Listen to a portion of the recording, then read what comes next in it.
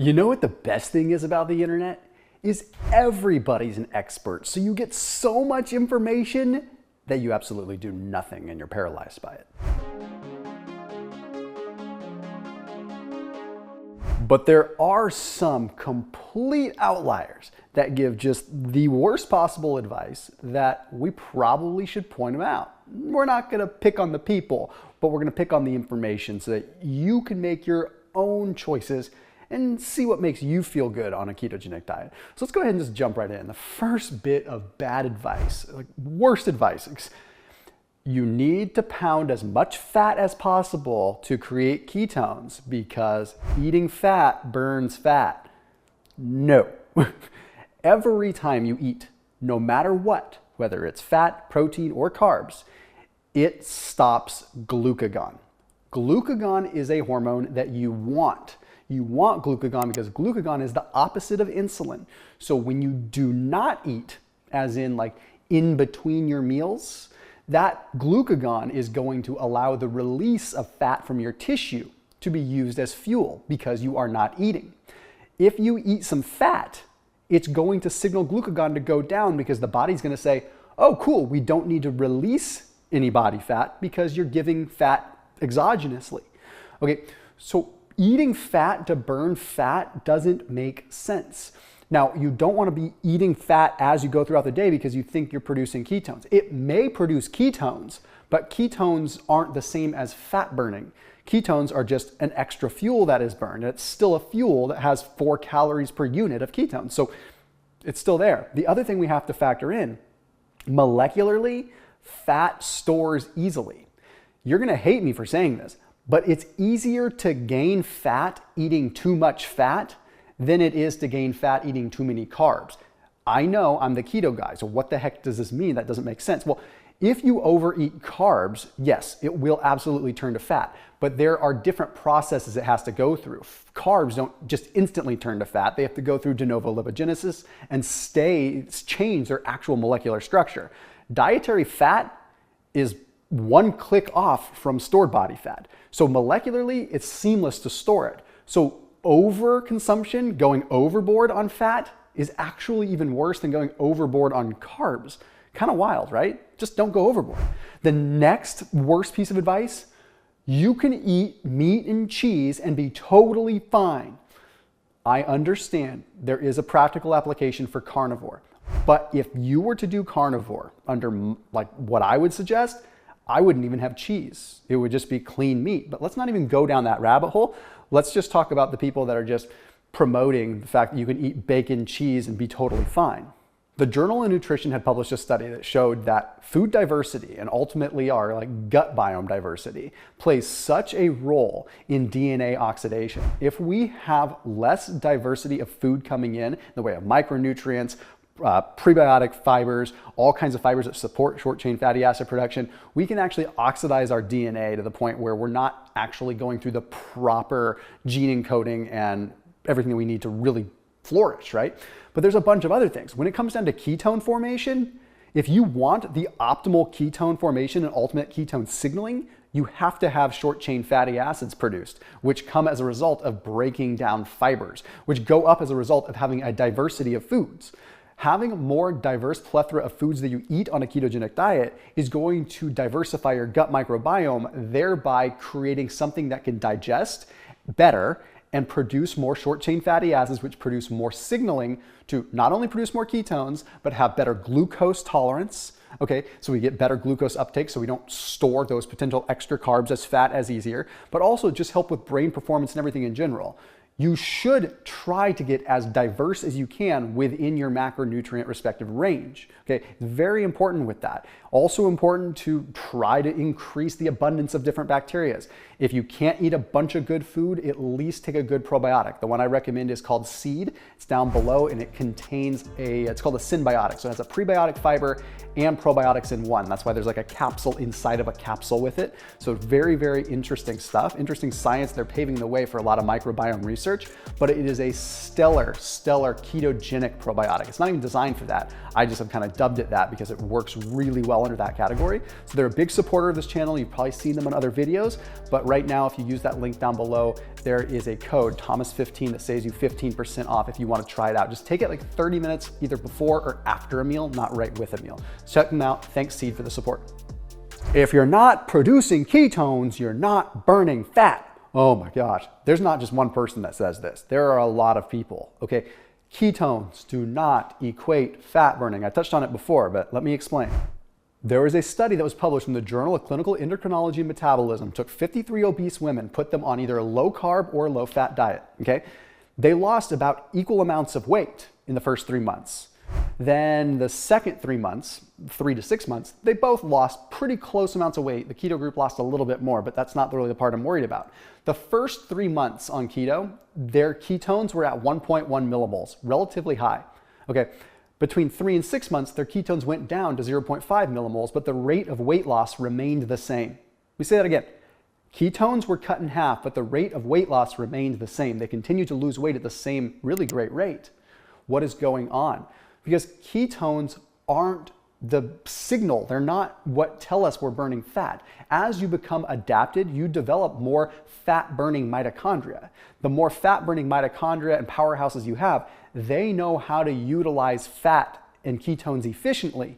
So A, you're not going to have ketones elevated in the bloodstream as much because they're getting used by the cells, but B, your body becomes efficient at utilizing fatty acids before they ever get turned into ketones. So ketones are phenomenal. They're great. We want them, but they are not an indicator of how much fat we're burning. For reference, I've been keto for about 10 years. My ketones hardly ever get above 0.5 millimoles unless I'm deep in a fast. How's that, right? The next worst piece of advice, oh gosh, you know this one because people are hammering your inbox with it all the time. Just take this exogenous ketone. It's going to put you in ketosis. I get it. Exogenous ketones are fascinating. There is cool research. So I don't hate exogenous ketones. I support them. In fact, there's brands that I think are really, really great and that I've stood behind. It's just we have to know the context. Okay, exogenous ketones do not put you into a nutritional state of ketosis. Exogenous ketones elevate blood ketone levels, but it's an exogenous form. Your body's not creating them. Thereby, they're not helping you burn fat. They're not putting you into ketosis. They're sort of, for lack of a better term, putting you into artificial ketosis. So your liver is never really understanding how to actually create ketones. You should get very, very keto adapted and very, very good at ketosis before you start messing around with them. Or use them in a completely different category and not in ketosis at all as a supplemental dual fuel. Okay, different story for a different day. They're tremendous at satiation and helping you just curb your appetite. They do that, okay? But they will slow down glycolysis and they will slow down lipolysis because when we have ketones elevated in the bloodstream, what's going to happen is it's going to send a signal to stop releasing fat into the bloodstream because the body's going to say, oh, we have enough ketones. Why would we need to liberate more fat to produce more? The body is not a glutton. The body is very conservative and efficient.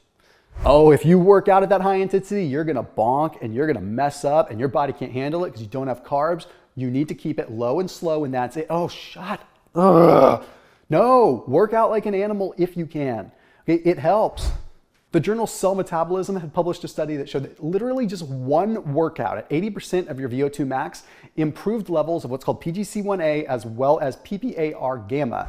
Okay, this is very, very critical when it comes down to fasting, when it comes down to keto, any of that. PGC1A is involved in mitochondrial biogenesis.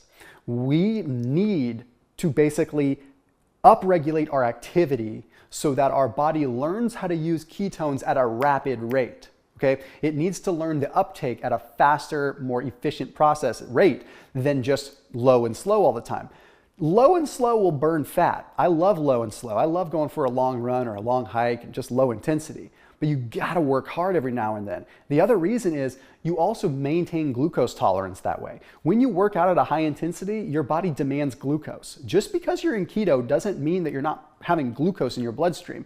You actually want your cells to still know how to use glucose because if they don't know how to use glucose, you're gonna end up with high blood sugar and insulin resistance. You still want to dangle the carrot, the really sweet, sugary glucose carrot every now and then so that the cells are like, oh, I still know how to use it. It's kind of like a keep your friends close, keep your enemies closer kind of thing. Still use glucose so the cells know how to use it and so you don't become insulin resistant and glucose intolerant. But also remember that in order to upregulate the mitochondrial machinery that we need to use ketones at a higher rate, we have to occasionally expose ourselves to that higher rate of speed and performance. So work out however hard you feel like working out. Drop the beef jerky, Sam. You're eating too much protein. Protein will not kick you out of ketosis. It will not. There is older evidence where we thought it did, but that is so old news. And people that are promoting that are just clearly just regurgitating other things that they've seen and not looking at the actual research. We are all guilty of learning and growing, okay? 5 years ago, I thought that too much protein would kick you out of keto too, because that's where the research was. But now the research is clearly indicating other things. The Journal of Clinical Endocrinology and Metabolism had published a paper that showed that while we are in ketosis, gluconeogenesis goes up 14%. This at first glance confirms what we used to think, right? We used to think, gluconeogenesis means you're turning other substrates into glucose. So taking muscle and taking protein and turning it into glucose, thereby kicking you out of keto. Well, come to find out, gluconeogenesis just gets upregulated when glucagon levels are high. So when you're burning fat, gluconeogenesis is going to upregulate. We don't just burn protein for like glucose, into glucose. We will actually take the fatty acid backbone. When we liberate fat and burn fat, the carbon skeleton does its thing, but then we have certain parts of that fat that go to the liver and turn into glucose via gluconeogenesis. So just because gluconeogenesis is upregulated doesn't mean we're creating glucose that's kicking us out of keto. It actually could mean we're burning more fat. When we consume a lot of protein, a good portion of it's going to go to tissue repair, and only a small percentage of it is going to go to gluconeogenesis. And it's not enough to kick you out of keto. It's certainly not an issue. At the end of the day, it's actually better to lean on more protein than not enough. That protein shake is gonna spike your insulin, man. Or just watch, you're gonna fall flat out of keto and it's gonna hurt. What the heck? Just because something absorbs fast doesn't mean it kicks you out of keto. So look, I'm a fan of pea protein more so than whey, but I don't hate whey. And whey protein is said to it spikes your insulin so much it's gonna kick you out of keto. No, when protein spikes your insulin, it is not the same as a carb spiking your insulin. Proteins spike your insulin along with glucagon, changing your insulin-glucagon ratio practically nil, meaning insulin only goes up so that the protein can get absorbed, okay? Glucagon goes up with it to make sure that blood sugar doesn't drop too much once the insulin doorway opens. My point in saying that is, yes, it spikes your insulin, but it does so in tandem with glucagon. Whereas if you were to just have carbs, you'd have just a spike in insulin with no spike in glucagon, possibly a drop in glucagon, right? So no, you can have that protein shake, but once again, have it with a meal as a supplemental source of protein rather than in between meals. And the last one. Oh my gosh, how many times? And I'm overreacting probably, but diabetic ketoacidosis. You are not going to go into diabetic ketoacidosis. And people that are doing keto will even say this, I don't want to do it. I don't want to get too many ketones. Unless you are a type 1 diabetic, you will not go into DKA. You will not go into ketoacidosis. Okay? Insulin will regulate ketones. If you do not have insulin, then your ketones can go sky high. Did you know people fast for 365 days? Did you know that? Wouldn't their ketones go so high they'd end up in DKA? Nope, because there's a feedback mechanism that says, oh, ketones are a little high, let's increase insulin and let's allow this to absorb. If you were a type 1 diabetic and that happened, you would end up in DKA because you have no insulin, right? So it would just keep going. Two completely different worlds, very clear as day. Stop listening to the weirdos. I'll see you tomorrow.